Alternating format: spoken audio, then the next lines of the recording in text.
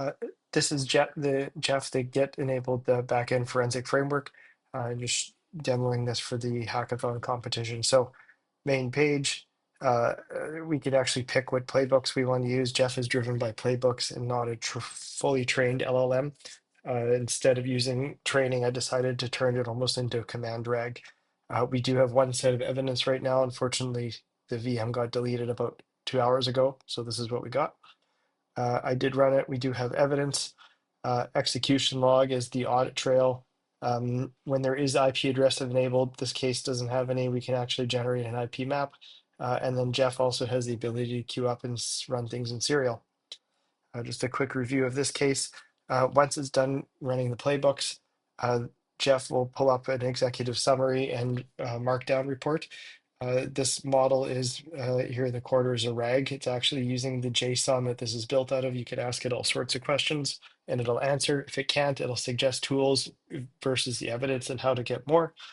For Gene, one of the best things it did here, it figured out what was going on. We don't have any higher critical, but if we jump down to phishing an email, Geoff was very concerned about spoofing, but it did find the phishing attack in this setup and who is responsible and where the emails came from. One of the other things Geoff will do is we can map the attack to the MITRE ATT&CK framework. It'll show what's highlighted. Part of this is excellent for visualization. The other part is we can see where we're missing things and we can go back and look for gaps in evidence if there is any. Maybe there isn't. Maybe we have the wrong system collected. When you click on one of the MITRE things, it actually will show attribution. So where did this come from? And why does it think there's email collection? So it'll actually point at the artifact on the system where it thinks this is a problem. In this case, it pulled address books, links, and mailboxes.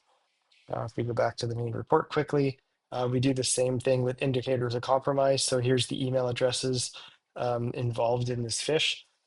We know Allison is the victim, but these two were the ones involved in the attack, and it'll actually attribute how it got it. So it ran sleuthkit, extract email artifacts, and it ran it against the PST it recovered out of Geoff.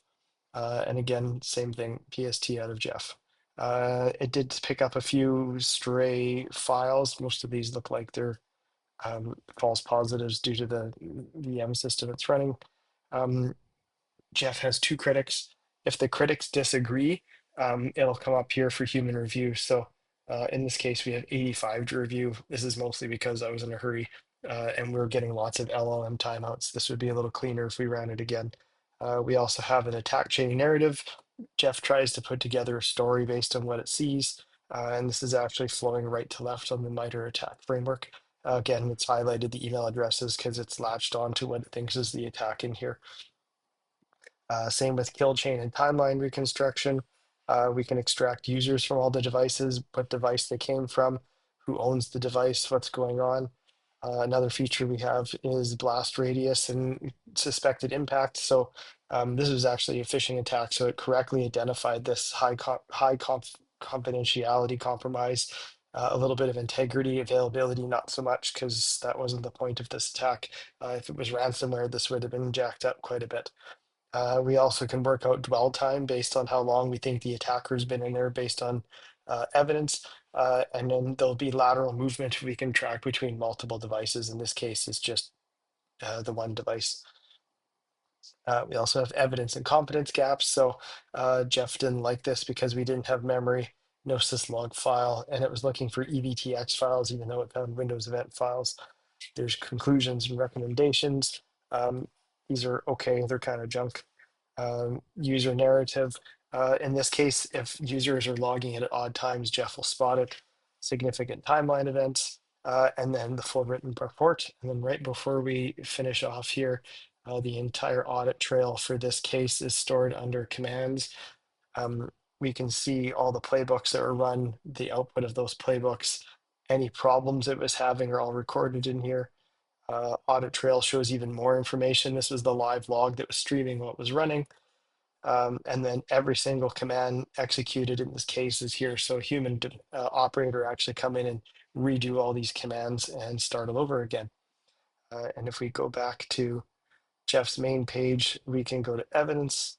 This is clickable, it'll fire back, and we can actually kick off a full run evil from here. And it'll start running and eventually progress through this. Thanks.